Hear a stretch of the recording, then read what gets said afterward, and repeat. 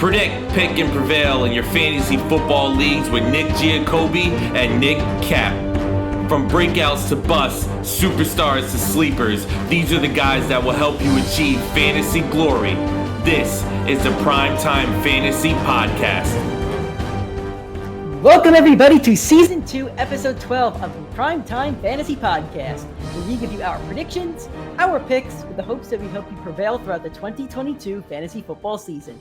I'm your host, as always, Nick Giacobbe, and joining me is Nick Cap. Nick, we have some drafts to recap. We'll tell you guys who we picked, why we picked them, and then we have a really fun segment we've been talking about for a couple of weeks. We're going to take two receivers from each team that have two stud receivers, and we're going to tell you which one we would rather have and why at their current ADP. So it's going to be a really fun show. Yeah, I know. Nick's been super hyped for this one. He's been talking about it a lot. There's a lot of good wide receiver twos on teams this year. I mean, just not to go through too many, but I mean, T. Higgins and Mike Williams going inside the top 15 right now. That's crazy. And even Chris Godwin was a top 8 or 10 wide receiver. Yeah, prior to his injury, there's a lot of them. Yeah, there's a bunch. So it definitely makes for an interesting debate seeing, a wide receiver two go that early in drafts, but it's a good, it'll be a good conversation for sure. I'm sure we'll be arguing a lot during this one. Yeah, we're going to have some fun with this one. Before we get started, if you listened to a previous episode, thank you so much. We appreciate that. Hopefully you're sticking around. If you enjoy our content, you can listen to us at any podcasting platform, including Apple Podcasts, Spotify, Google Podcast, Anchor, basically anywhere where you could find a podcast, you could find the PrimeTime Fantasy Podcast. If you're on Apple Podcasts or Spotify, please give us a 5-star rating and a review. It takes all of 20 seconds and really does help us out and boost that algorithm. If you would rather watch us rather than listen to us, please do. We do have nice, fancy graphics. Get to see us argue. Sometimes we do goofy, stupid stuff for fun because fantasy's fun, football's fun. So if you want to watch us, we're on YouTube, PrimeTime Fantasy Podcast. If you want to follow us and support us on social media, and again, please do, TikTok, Instagram, Twitter, PrimeTime FF Pod, Facebook and YouTube is PrimeTime Fantasy Podcast. All the support you guys do, whether it's a like, a retweet, a subscription, a view, it really does help a lot. So keep finding ways to interact with us and stick with us, and hopefully we all win some championships throughout this fantasy season. All right, we're going to start things off with some draft recaps. Me and Nick both did fantasy drafts over the weekend. Yours was Sunday, right? Yes, Sunday in person. Okay, so Nick had a Sunday draft in person. It was a 10-man. I had an online draft on Sunday night, a 12-person. So I've been rambling. I'm going to let Nick talk and recap his draft first off, then I'll get into mine.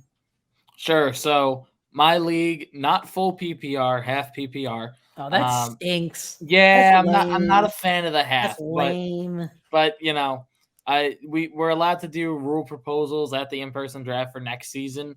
And I wanted to throw it out there, but I like having the one half PPR. It gets me thinking on my feet a little more and encourages you to kind of look more at the stats. You got to look at who's really racking up more yards and touchdowns versus just check down. So I'll actually go with my first round. The two guys that I have back-to-back at my running back 3 and running back 4 on the season, Najee Harris and Dalvin Cook. In full PPR, I have Najee over him, but Najee had so much workload in the passing game, and I'm confident Dalvin Cook's going to hit 1,300, 1,400 yards on the ground if he stays healthy, that I went with Dalvin Cook in the first round of this league. Typically, I would take Najee in full PPR over him. I was able to wrap around and grab DeAndre Swift, so doubled up on running back, half PPR league. It is also a keeper league. It's a very weird rule. I think Nick's going to hate this one too.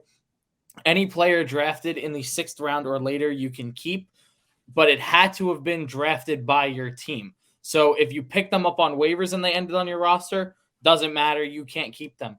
If you drafted them at all and traded them, you can still keep them the following year. It's a very weird dynamic. So hold on. So if I pick Travis Etienne in round 5 and I trade him to you, I could keep Etienne. Well, 6th and later, yeah, but yes, pretty much. The waiver thing is fine, but you traded him. You traded your keeper option. I agree. I proposed it. It got shut down. So 6-4 vote. So anyway, my keeper from last year was Michael Pittman, so I felt confident with him being my wide receiver 1 or 2. We start 3 wide receivers and 2 flex with it being a 5-person league. You want to get as many points in there. We cut out the kicker this year, thank God. So I have Pittman.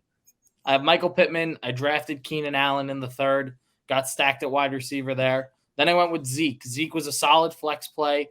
If DeAndre Swift and Dalvin Cook have large injury history, Ezekiel Elliott's been healthy pretty much his entire career. So if any of them go down, I'm confident I can plug and play Zeke, and he's a good flex option that should give me 12 to 15 points per game.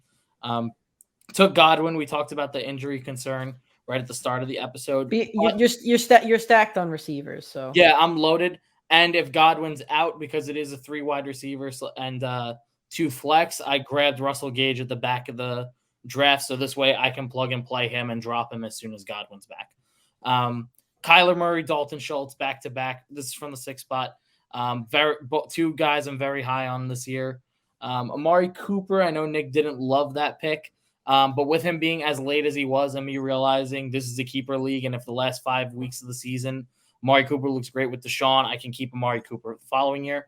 Then from there, I pretty much just said, screw it, I'm taking rookies. I'm taking guys that I think can pop year 2, guys I can cut very early on, or year 2 receivers. So I'll run them off real quick. I went Devonta Smith, George Pickens, Isaiah Pacheco, Ken Walker, Romeo Doubs, and Isaiah Spiller.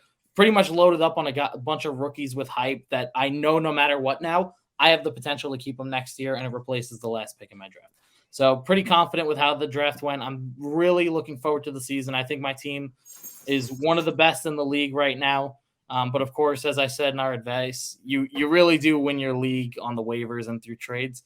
I do think not all the rookies will hit that I have, but as long as 1 or 2 does, not all rookies will ever hit. Right, you're looking to find as long as 1 or 2. I mean, I'm pretty set every week with my starting lineup, and one of them will break into a flex spot. And I thought Nick had a very solid draft. I told him that I didn't like the Cooper pick, but looking at the board, I thought there were other options he could have picked there, but it's okay. He's so stacked everywhere else. I thought he drafted very well. I like the late round value. I like the early round value. I like to be focused on each of those skill positions. I looked at the other guys on the draft board, and some of them had really strong starts and kind of fell off. Some of them had some weird picks, a little bit of a wonky board, but I thought Nick drafted very well. Appreciate it. All right.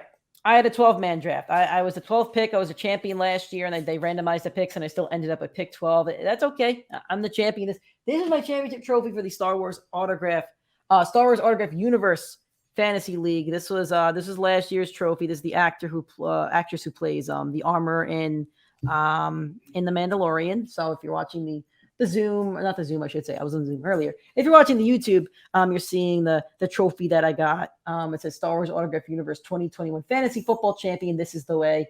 I would like to meet her and have her write my name on it, right? Inaugural, because it's the first year of the league. So I think that'd be pretty cool. Anyway.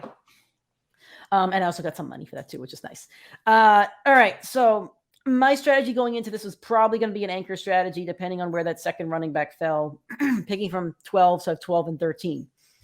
I went with DeAndre Swift. I did want Kamara or Dalvin Cook to fall to me for the fact that I have DeAndre Swift in another league. And I said it last week. I banked on Jonathan Taylor in all 4 of my leagues last year, and it worked out great. But would that happen again? I don't think so. So I'm trying to spread out who I have in certain leagues.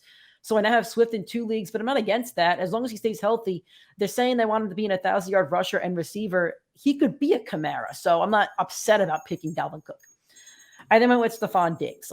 They're going to have one of the highest scoring offenses in football. Diggs is going to have a monster season. Cole Beasley and Emmanuel Sanders both left the team, and I think had 180 targets last year. Those targets are going to go somewhere. So I'm really happy with the Diggs pick. Then we go to rounds 3 and 4. So this is picks 36 and 37. I didn't get the guys that I wanted to fall to me. T. Higgins, Michael Pittman. The only running back I really liked was Chubb. I thought about ETN, but I said here I was going anchor. So I picked up Diontae Johnson, who was still a target machine, and Marquise Brown. Then we go to pick 60, 61. This is where I really wanted my tight end. They were going off the board. I was really worried this one wouldn't fall to me, and he did. Dalton Schultz, I love him, have him in both of my leagues. I think he'll be a top 5 tight end. And then at pick 61, I was either going to go quarterback because the quarterbacks are going to go. And I knew right here, I have quarterback or running back too, if I really want to solidify that offense. But Allen Robinson's sitting there at pick 61 in round 6. And you can't pass up Allen Robinson. I'll talk about him later on the show. But if you get to pick 60 and Allen Robinson's there, I don't care who's on your roster because he's going to be a top 15 fantasy wide receiver, roughly. So I don't think you could pass on him no matter who's on your roster. You got to take the points in that one. So it's a 3 wide receiver league, by the way. So now my starting lineup receivers are Diontae Johnson, Stefon Diggs, Marquise Brown, and Allen Robinson. Really happy about that. Picks 84 and 85. This is where the anchor strategy comes in. Now I got to hit on some of my late round running backs picks. I went with Kareem Hunt, still very productive with Cleveland, has touchdown potential and has trade potential. So I do hope he gets traded because I think he's really talented. Pick 85, my quarterback options were Russell Wilson, Matt Stafford, Kirk Cousins, and Dak Prescott. I said, let's ride, and I took Russell. Yeah, let's go. I kind of wish I took Stafford. So now I have Russ in 2 leagues, but no, you made the right pick. Picks 108 and 109. Dameon Pierce and J.D. McKissick. That Washington backfield is a mess. McKissick catches a lot of balls, and Dameon Pierce is a stud. I think at this point, you really got to pick and choose which rookies and which late round flyers you want to go for. Pierce is a guy you should go for in every single league. I got Pierce and Romeo Doubs in this league, and I'm really happy about that. I want them in every single league. So I would say you should pick 1 or 2 that you really want to target that you're really confident in. For me, Dameon Pierce, Romeo Doubs. I got Doubs around 14. Round 11 and 12, Derek, I say that because my picks are back-to-back. I picked Derek Carr as my backup. Nick knows I'm very high on Derek Carr and the Raiders this year, so I'm pretty thrilled with that backup. Then I got Darrell Henderson Jr. back up to Cam Akers. So again, running back depth. 13 and 14, Wan'Dale Robinson and Romeo Doubs, rookie upside. And then with my last round pick, I took a backup tight end. I took Hayden Hurst. We'll see how Burrow does with Hurst. There's a lot of mouths to feed on that offense. I don't know if he'll be on my roster the entire season, but it's okay. It's my last pick. So I thought my draft was okay. I thought there were a lot of guys that could have fell to me that didn't. I took a little bit of risk, but I think my team's going to score a lot of points from the receiver position, and I really hope one of those other running backs pans out, and then I think we'll have a really solid team. Yeah, I completely agree. I think when I looked at your board and you sent it to me originally, I thought you made the perfect 2 picks at the top of the draft. I think DeAndre Swift and Stefon Diggs, like that's a duo I would want to get at the end of a 12-man league. With how thin receiver, like the top tier receivers are and the top tier running backs, if you can't get Cook, Najee at the end of that draft, that's exactly the guy I want. It's DeAndre Swift all day, every time.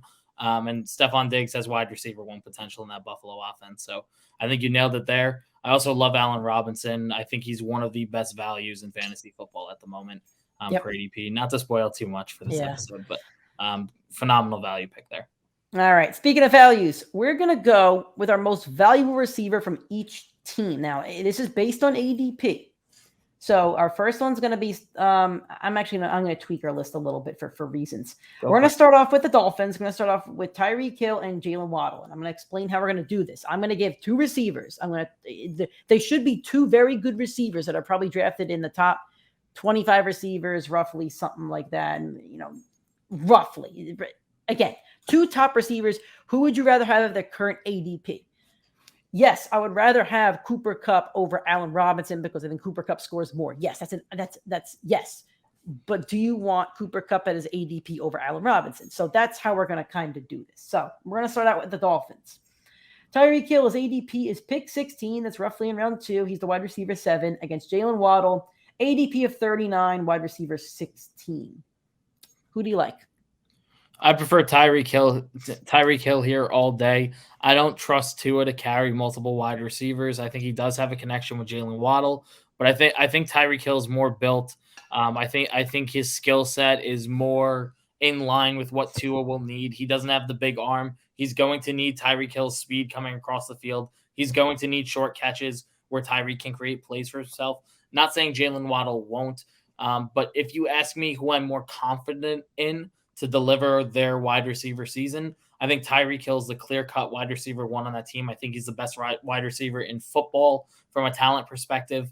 I think at wide receiver 7 in the middle of the second round, end of the second round, that's exactly where we want to have him. Where in turn, I don't know if I trust taking Jaylen Waddle at the end of the 4th round. I don't love taking the wide receiver 2 for a team that early on in the draft, especially when I don't know how good that Dolphins offense will be with Tua at quarterback. So I think both are good plays, but for me, Tyreek Hill, I think, is more of a sure option to finish top 7, 8 versus Jaylen Waddle finishing top 15. Call me crazy. I'm taking Waddle because I think Waddle not only could be more valuable, but I think he could have a better season than Tyreek Hill. Waddle's a guy who's played with Tua in college. And last year he had over 1,000 yards, 6 touchdowns in his rookie year, with Tua, who's still really getting used to the NFL. He was a wide receiver 17 last year. Tyreek was a wide receiver 7, but that's a Patrick Mahomes. And I'm not sure how people are really discussing the Mahomes-Tyreek thing. And there's been a lot of discussion about it in the offseason, depending on which side you lay on that. But I think Tua might be the wide receiver 1 on this team. I know that Tyreek Hill is more talented. I know he's faster. I know he's getting paid more money. But who's the quarterback going to favor here? Are they going to force feed Tyreek? And they could. But I think I think that Waddle's going to be the safety blanket. So I think if you told me one of my fantasy bold predictions, and again, bold prediction means it's something that's not supposed to happen but can. A bold prediction for me is Waddle finishes above Tyreek Hill. Now, do I really think that's going to happen? No. But I think at Tua's value, I'm comfortable taking Tua in rounds 4 and 5. I'm not comfortable taking Tyreek Hill in round 2. I'm actually avoiding him. I'd rather take Mike Evans. I'd rather take T. Higgins, who's a wide receiver 2 that I really think is close to a 1B than a 2. I'd rather take a bunch of guys I'd rather take than Tyreek Hill. I'm avoiding him. So I'm going to take Waddle in this one. We're going to keep it in the AFC East. The Bills, Stefon Diggs, ADP 13, wide receiver 6 versus Gabriel Davis, ADP 62, wide receiver 27. I told Nick this before the episode. I'll say it again. I prefer Stefon Diggs. I said it at the start of the episode as well.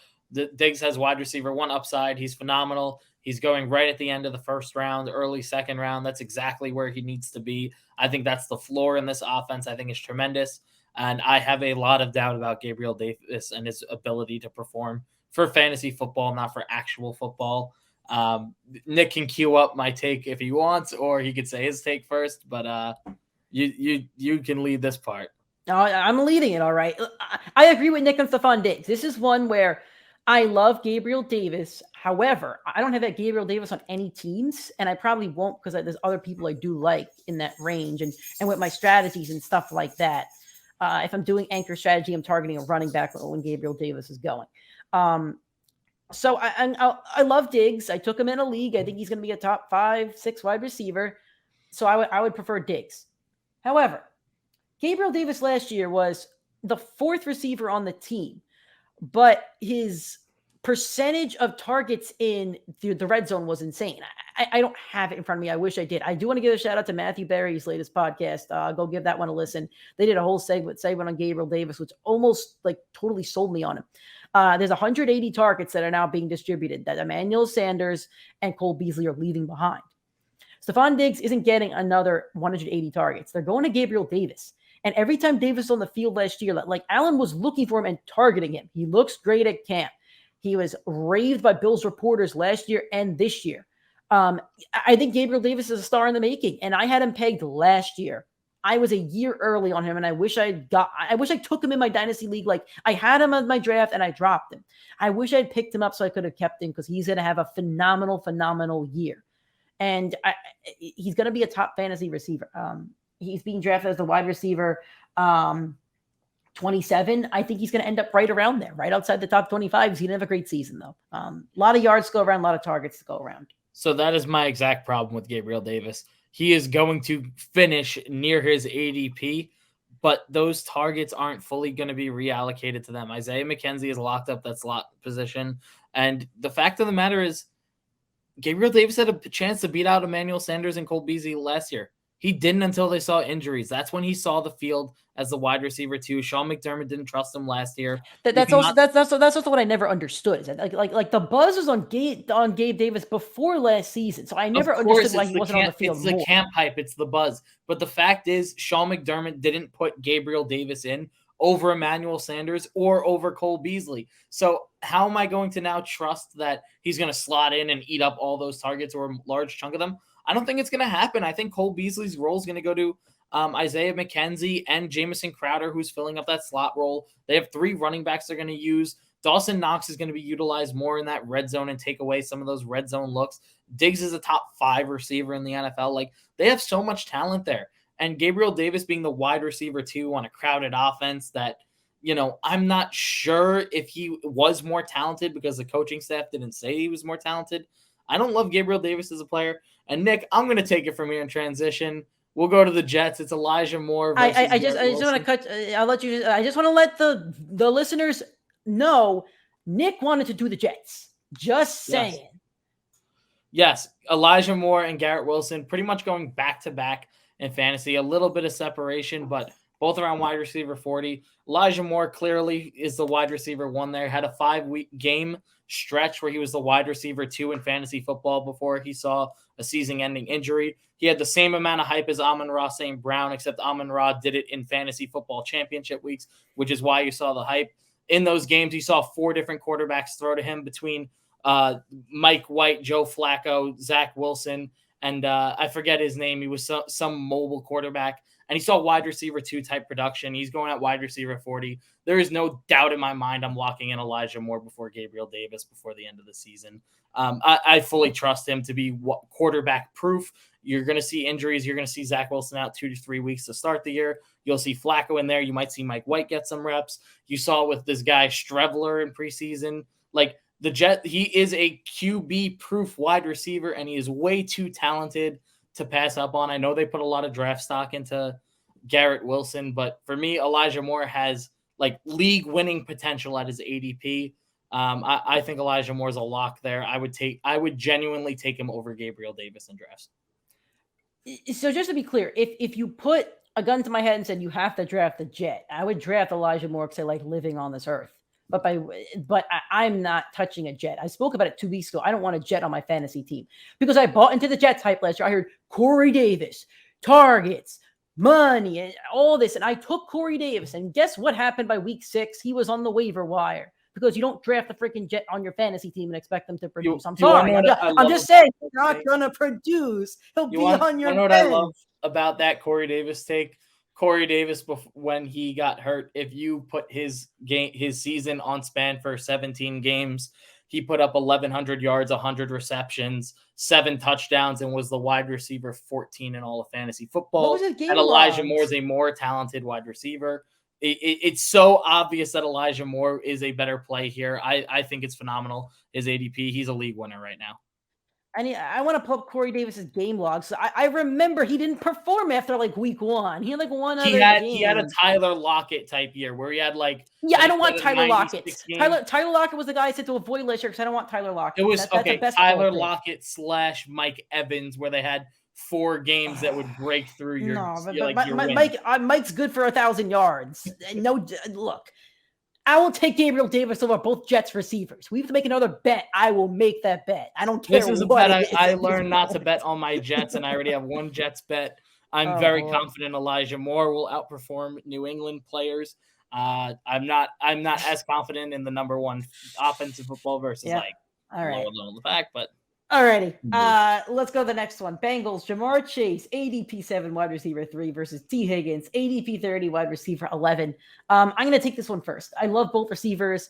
I said last week in our episode talking about which offenses are really targeting. You can't go wrong with any Bengal on your offense. I like Higgins only because I could go running back in the first round and grab Higgins in the second or third. Higgins outscored Chase in the last 6 weeks last year. I don't think Higgins has more points than Chase, but I think they could both be top 10 fantasy wide receivers. If I have the running back 5 and the wide receiver 9, I'm very happy with that. Give me T. Higgins in every single draft I could find him in. I don't like T. Higgins at his ADP. I don't love Jamarr Chase. Jamarr Chase is coming off the board at the 7th pick in the draft. I think that's a little too high. But for me, kind of the same reason I don't like Waddle or I don't like Gabriel Davis. It's very hard for the wide receiver 2 on a team to outperform other wide receiver 1s. Yes, I know the Bengals are hot. Yes, I know they just went to the Super Bowl. Yes, I know T. Higgins won people fantasy championships over that 4-week span where that whole team got hot. But can he replicate that? Can he put those numbers up again? I think he's really living off of 8-week hype if you include the playoffs. That's giving him this high ADP. I like him a little bit more like in the 4th, maybe the early 5th round. But to take him on the back half of the 3rd is your comfortable wide receiver 2. If he's your flex play, I don't hate it, but there's just other players in that range I'd rather have. He's going right next to Mike. He's going right before Michael Pittman, AJ Brown, and Diontae Johnson. Those are 3 players I'd much prefer to have than T. Higgins, where Jamarr Chase, I think wide receiver 3 is more than attainable. Speaking of Diontae Johnson, the Steelers, Diontae Johnson, ADP 40, wide receiver 17 versus George Pickens, ADP 147, wide receiver 56. I think Kenny Pickett's a starter, and I think Kenny Pickett's going to make George Pickens that wide receiver one. There's been so much hype about him. There's so much talent there. I think George Pickens is clearly the next Justin Jefferson, Jamar Chase in this draft class. The Steelers are showing every sign of it. The Steelers have never failed a wide receiver. It doesn't feel like the last 5 stars. Let's look at it. Antonio Brown, Juju, Chase Claypool, Diontae Johnson, and George Pickens now. Like that's 5 studs. That's 5 great lineups. And they always make the next guy their number one guy. I think it's George Pickens' offense this year with Kenny Pickett or with Mitchell Trubisky. I know they gave Diontae all that money, but they didn't give him a long-term commitment. Diontae also has an extensive injury history. So I love both players. I love both their ADP, but I think George Pickens is more of a league winner at wide receiver 56 than Diontae is at wide receiver 17. I've just learned to not bet against Diontae Johnson when it comes to fantasy. His receptions in the last 2 years are 88 and 107. He was 5th in receptions last year. He was 9th in fantasy points among wide receivers. Back-to-back seasons with 900-plus yards and 7-plus touchdowns.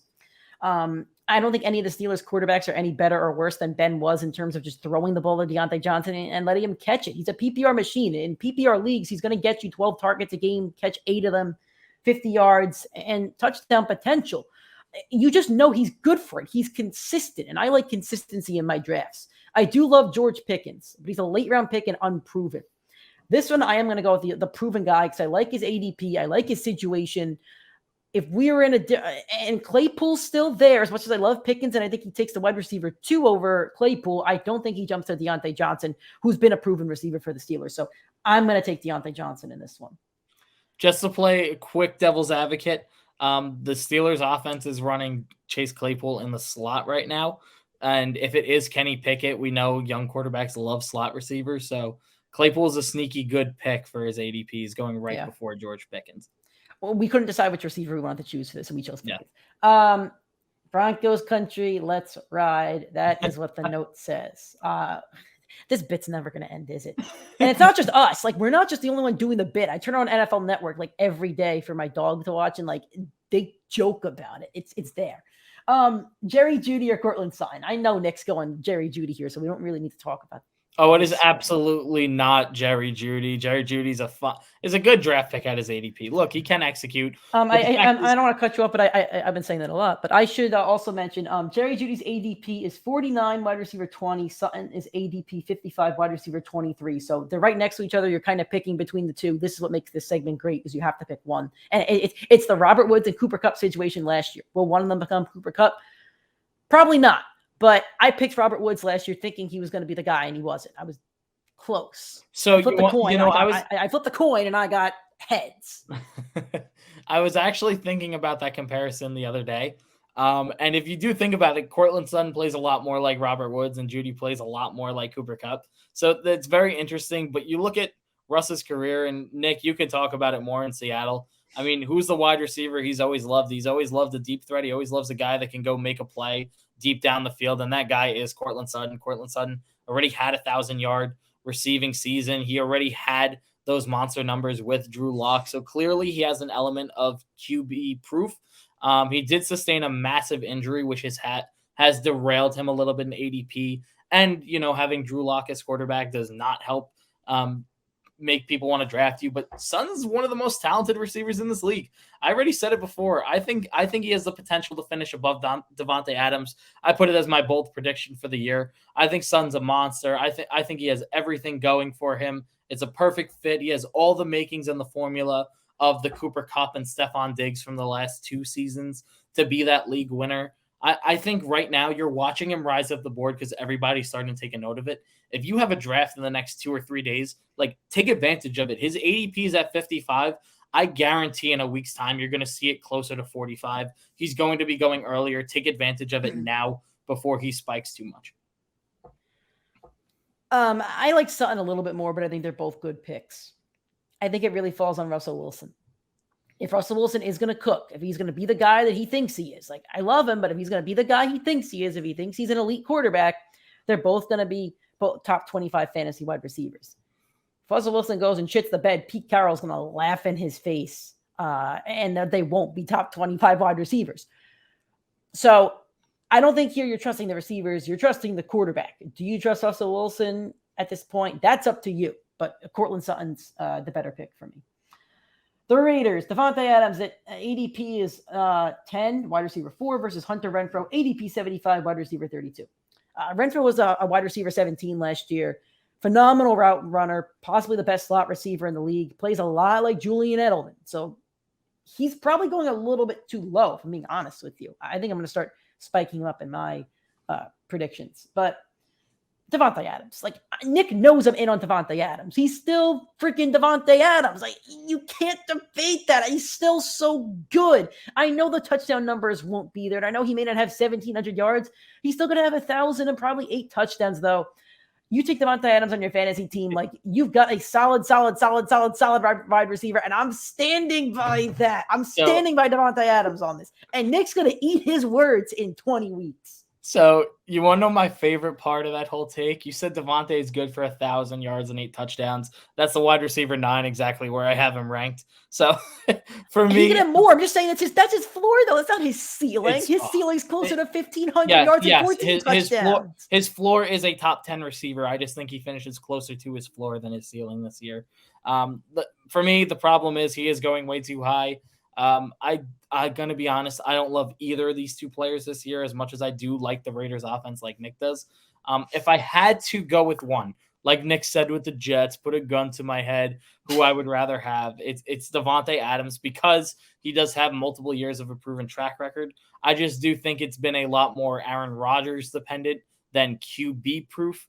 Like even I know preseason doesn't mean anything, but even in the regular season games where you saw Devante Adams with Jordan Love, like obviously Derek Carr's a better quarterback than Jordan Love, but he's not QB proof. He's not like Allen Robinson in Jacksonville. Like that's not the kind of star that he is. So for me, I don't love either of the ADPs, but Devontae will be a top 10 receiver. Hunter Renfrow might be a waiver play, in the back 8 weeks of the season.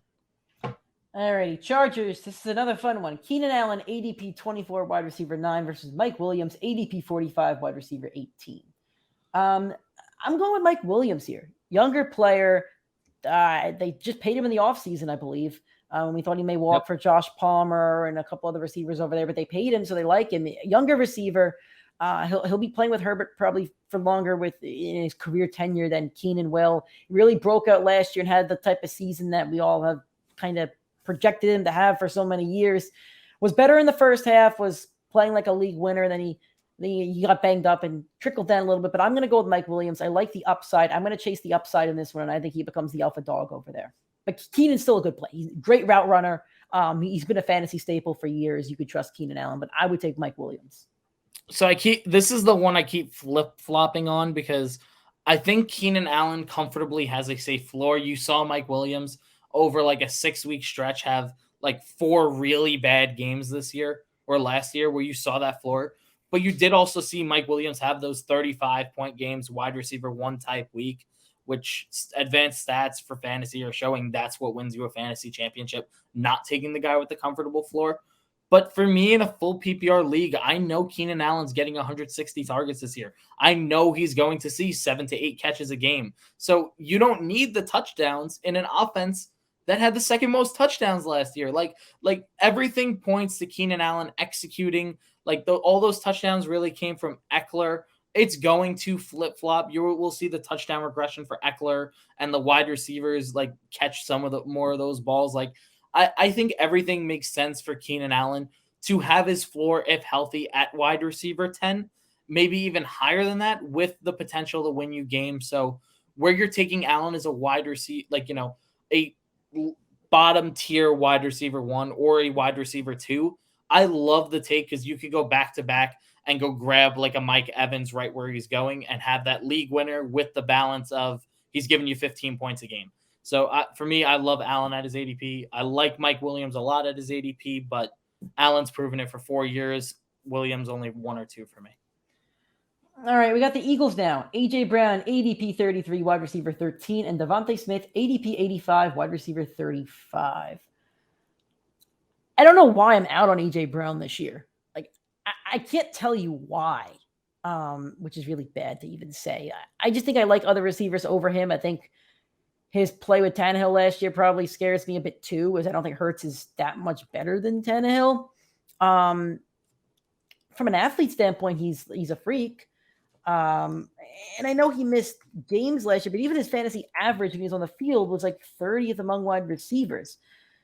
Still at 800 yards, 5 touchdowns, but I see more upside with other wide receivers. I'm going to go with Devonta Smith here. I pegged him as one of my guys that's going to be a late round sleeper and I think could really break out if the Eagles are going to become more pass happy. I think they can support a second wide receiver in this offense. Had 700 yards, 5 touchdowns last year. I think he can get right around that. So you're probably not drafting for a ton more upside per se, but I think you're drafting a guy who is going to have a safe floor every week and could be a real solid flex play throughout the season, especially that Eagles offense starts to get going. Whereas I haven't seen A.J. Brown on this team yet. I haven't seen him with Jalen Hurts yet. I've seen Keenan Allen with Herbert. I've seen T. Higgins with Burrow. I haven't seen Pittman with Wentz, but I think with Ryan, but I think that's an upgrade anyway, so that doesn't worry me as much. So that's my take on A.J. Brown, I think. I like both. I don't love either. That's kind of where I am on the two of them. If I had to pick one, I'm taking the proven talent. I know he hasn't seen the field much over the last 3 years, but it's A.J. Brown. He's a star. Jalen Hurts really only uses one wide receiver. It was Devonta Smith last year. But I think it's A.J. Brown's year. Devontae was hurt a little bit during training camp and preseason. And as I heard a lot of ESPN analysts for fantasy say, A.J. Brown will put up 200 targets if Devonta Smith misses an extended period of time. He looks like he'll be good to go for the season now, but A.J. Brown will be a target machine in this offense. He has the high, the 50-yard play breakaway that Devonta Smith, I don't think he'll have. He's quick. Devonta Smith is a quick receiver.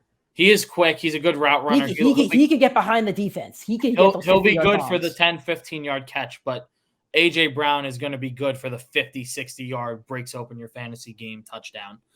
So for me, I like having that more. I think where his ADP at is perfect. I think Devonta Smith is, if I had to say, Devonta Smith is probably a better value play, so I guess I would lean Smith. But I don't trust Devonta Smith on a weekly basis where I personally want him on my team. All right. The Vikings, Justin Jefferson, ADP 6, wide receiver 2 versus Adam Thielen, ADP 73, wide receiver 30. Jefferson's my wide receiver 1 on the year, and I want him in every league, and I'm not going to get him in any league. This is Jefferson for me, and it's not really hard. Thielen's a touchdown machine, but aside from that, he regressed a bit last year. KJ Osborne also had a mini breakout season. I think he could take over that Thielen role at some point in his career as well. I think Thielen's the past of this team, whereas guys like Osborne and Jefferson are kind of the future of this team. I'm not out on Thielen, but I think there's a lot of other receivers with upside around his ADP. Whereas like Jefferson's a sure thing for me. He's a sure thing to have 1,500 yards and like 12 touchdowns. So I'm going with Jefferson. Like it doesn't even cross my mind to take Thielen at this point. So I love both these players this year. For me, it's Justin Jefferson because in my drafts, it's Jonathan Taylor, Christian McCaffrey, and it should be Justin Jefferson as the third player off the board, in my opinion. But I'm going to play a little devil's advocate for this segment. Adam Thielen last year missed 4 games, saw 100 targets, was on track to have 80 catches, would have been roughly 1,000-yard receiver, and saw 10 touchdowns, pretty much 1 touchdown per game. We thought he'd have touchdown regression last year. No, he was on perfect pace to match the season prior's statistics. So Thielen will execute, especially now having an offensive-minded coach. I don't think you will be shocked if he puts up 16 touchdowns this year if he stays healthy. So I love both their values. I think Jefferson going off the board as the 6th player. I would take him at the 3rd player. So I'm going to say it's Jefferson, but I think both are tremendous values. All right. The Bucs, Mike Evans, ADP 28. That looks really low. Wide receiver 10. Chris Godwin, ADP 60, wide receiver 25. I love Godwin more as a player because Brady just feeds him targets. If you told me that Godwin was like, if they were both healthy for 16 games, I would take Godwin. The ACL tear worries me a little bit. I don't know if he's playing week 1. I think he is. And then I don't know how many weeks it takes for him to return to Chris Godwin form. Now, if you stash Godwin, right? If you stash Godwin and you believe that he's going to return to form by like week 4, he can end up being one of your league winners because you're getting a guy who's, if he was healthy, he's probably going in the top 20. He might be going before Mike Evans. I would take him over Mike Evans.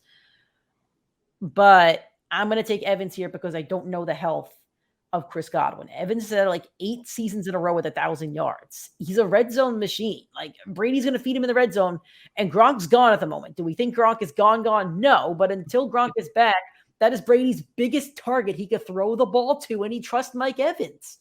So I'm going to trust Mike Evans, and I'm comfortable taking him in that round.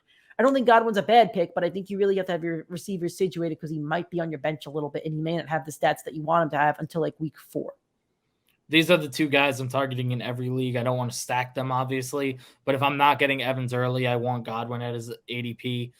For me, it's Evans purely because I know when Evans is out on the field, he is a machine. He gets that 1,000 yards every year of his career. He's a monster. He's been incredibly healthy during his career. Yes, he's had some hamstring issues, but he has seen 12 games each of his seasons. Like that's good numbers to see. Tom Brady, it's the number 1 guy he's going to trust. Every weapon on that offense had turnover except for Mike Evans and Godwin, but Godwin, we don't know about the health. I love both. I want both. If you're taking Godwin, like I did in my league, lock up Russell Gage to plug and play him up until Godwin returns. But for me, Mike Evans, sure thing, lock. I said it in our first or second episode. In the 3rd round, Mike Evans is going way too late. He should be, in my opinion, in the middle of the 1st round, back of the 1st round for ADP. So Evans, to me, better play. Alrighty, the Cardinals, Marquise Brown, ADP 52, wide receiver 22 versus DeAndre Hopkins, ADP 95, wide receiver 38. I'm all in on Marquise Brown. I've been saying it. And as talented as Hopkins has been for his career, at what point does he start to decline? We saw it a tiny bit last year. I don't know what you saw. Oh, we did. I saw hurt Kyler Murray.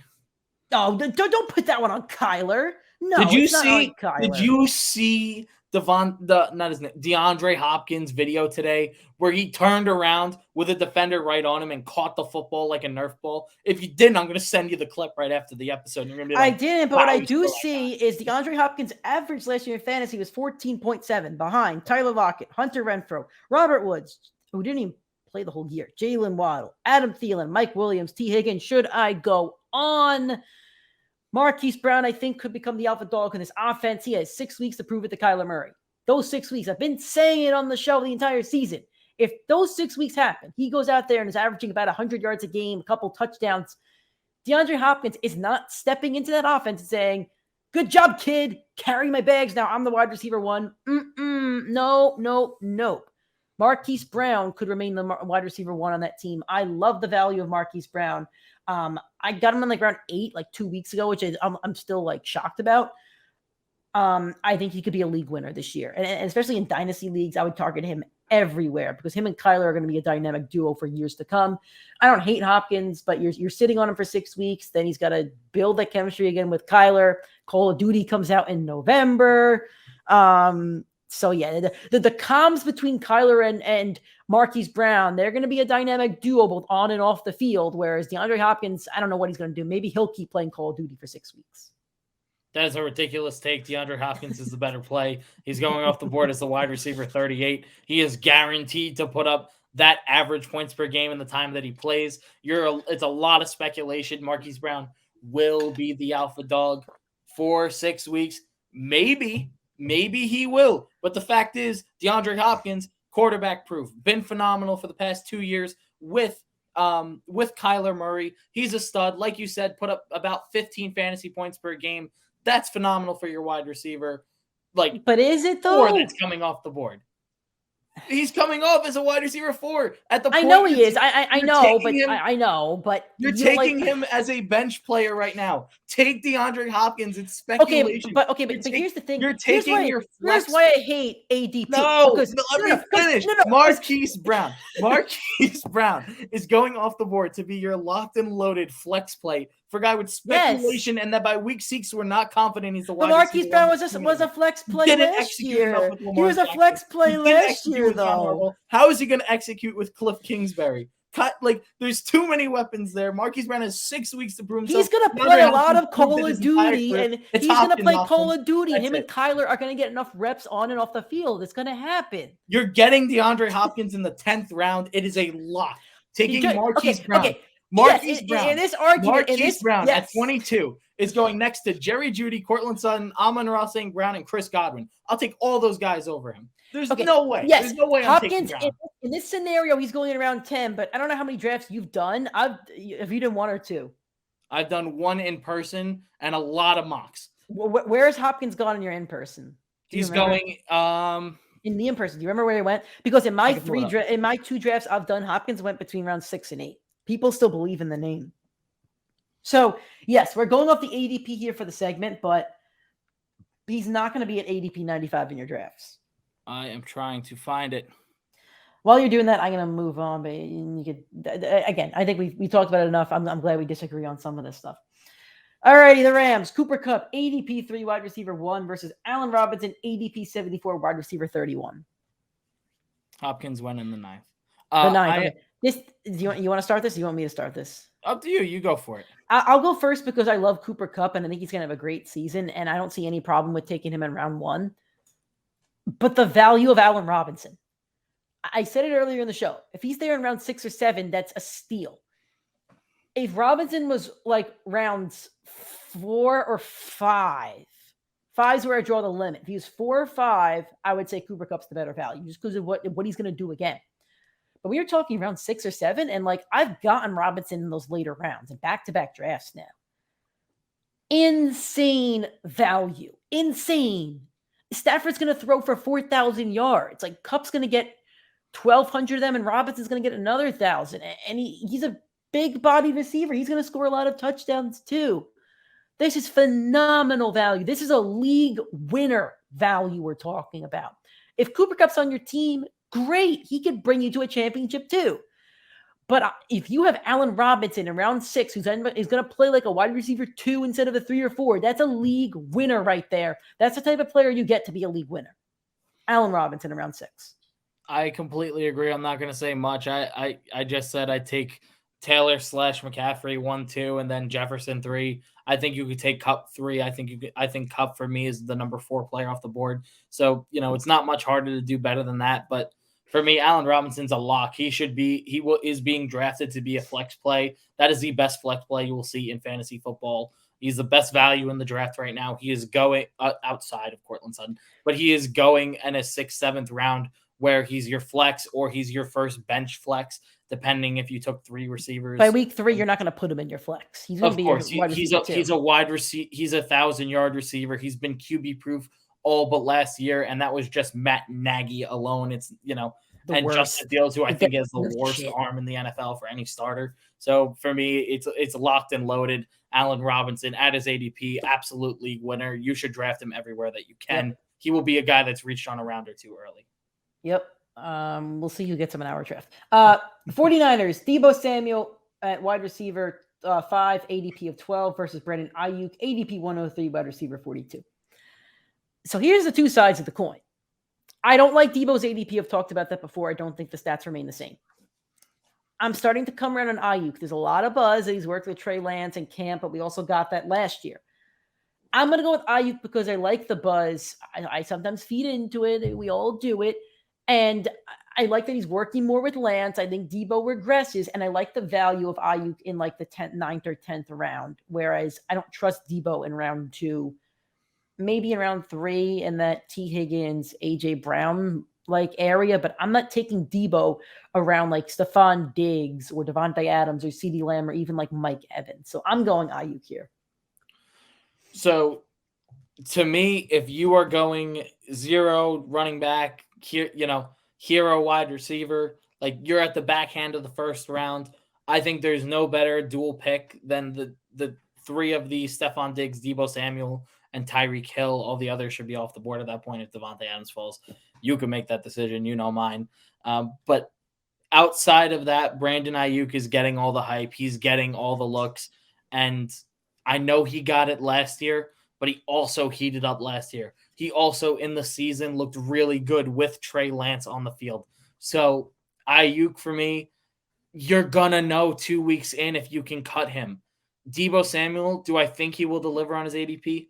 Yes, but without knowing what he's going to get in that rushing game, I'm not as confident on taking him to be my wide receiver 1 without locking up a receiver 2 early, and then you go no running back. Like, for me, it's too complicated. Just go grab Ayuk, who has the potential to finish as a top 30 receiver, over hoping Deebo delivers exactly what he did last year, where you know a big element of his game is getting cut out.